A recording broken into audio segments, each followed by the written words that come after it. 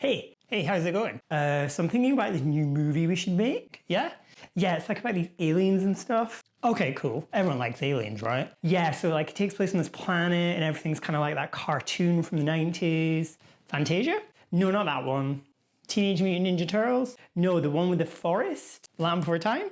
No, but that is a good movie though. Right, wait, Fern Gully? Yeah, that's it, Fern Gully. Yeah. So it's like a rip-off of Fern Gully, but we're gonna make the aliens like tribal. Oh yeah, there's aliens. They're gonna be like tribal and stuff. Oh yeah, nice, exotic. Yeah, and then there's gonna be this like, the bad guys are gonna be this company that comes and mines all the land. Great, yeah. Yeah, and so the hero's gonna be this guy that comes in, he like saves them all. Cool. Yeah, he's like white, but he's also like disabled, you know? And they have this machine that people can go inside so they can embody like the tribal aliens. So the white guy becomes one of them. Yeah, the white guy literally embodies them and then saves them all. So he's like their savior? Yeah, a white savior, right? And there's this bit where he falls out of his chair because, you know, he's like disabled and his arms are like sprawled out and, you know, he looks like Jesus. Oh my God, a white messiah who saves the tribal people. Yes. Yeah, and the tribal aliens, they use like bows and arrows because, you know, they're tribal and primitive and they can't like save themselves from the powerful corporation. Okay, so who runs that? Bunch of white people. Gotcha. Gonna hit all the right notes. Cool, well this sounds good. Let's give you millions of dollars so you can make this. I know, I thought about making something like a bit less derivative, maybe get someone in to write a story from like a marginalized community, but then, you know, like tribal aliens and white saviors. I'm so buzzed. Do you want to go get something to eat? Olive Garden? Great.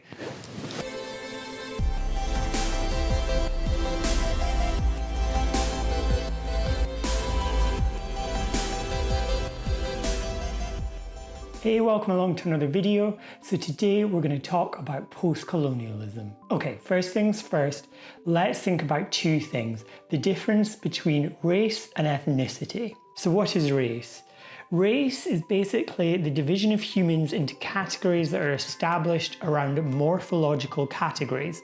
So in other words, the structures of specific organisms. This is a modern construction or invention that's very limited in its focus, similarly to things that we see in gender, sexuality, and nationality, for instance. This doesn't mean there aren't specific consequences of ideas around race, particularly the conditions of racism, which have deep-rooted effects within society. So what's ethnicity? Whilst race is considered to be based in physical traits, ethnicity is concerned with groups believed to share commonalities around social and cultural backgrounds. Think of things like ancestry, language, heritage, and so on. There's some other important things to think about when understanding post-colonialism. Racialism, intrinsic racism, and extrinsic racism. First of all, racialism is the inherited characteristics which mean that people are divided into groups that are believed to share traits with one another. Intrinsic racism is when a person treats a member of a race differently based on supposed differences they assume are perceived,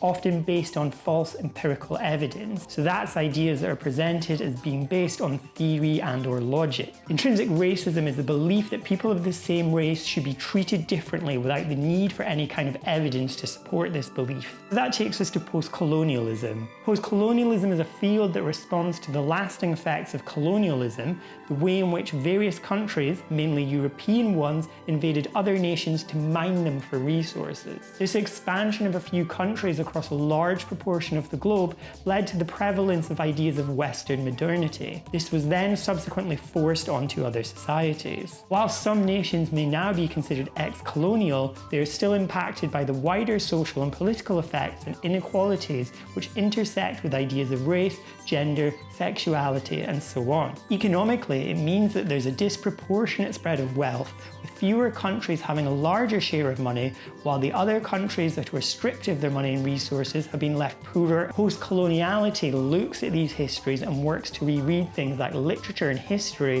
which have been framed through an imperialist lens by looking to the roots of colonialism and the impact that's still felt today. Let's see how this might work in terms of literary canon. Literary canon are the things that are considered to be most important in literature. This is seen through a proliferation of whiteness which stems from literature arising from English universities with a sole focus on Anglo-Saxon texts. Thus, the lens of race dictated what was considered as literary canon and impacts on what is read within educational systems globally when thinking about English literature. What this means is that the idea of representation is one that is flawed, particularly when it comes to cultural forces like literature. Postcolonialism seeks to find writing of formerly colonized people that undermines the overarching power dynamics of colonialism. This means that the focus is also with the idea of whiteness and how this perpetrates settler colonies, whereby the colonizers moved and lived on the land of other nations. Equally, you might find a post-colonial critique of a text that considers imperialism from a colonial perspective. A good example of this is Conrad's Heart of Darkness and the response to it from Achebe.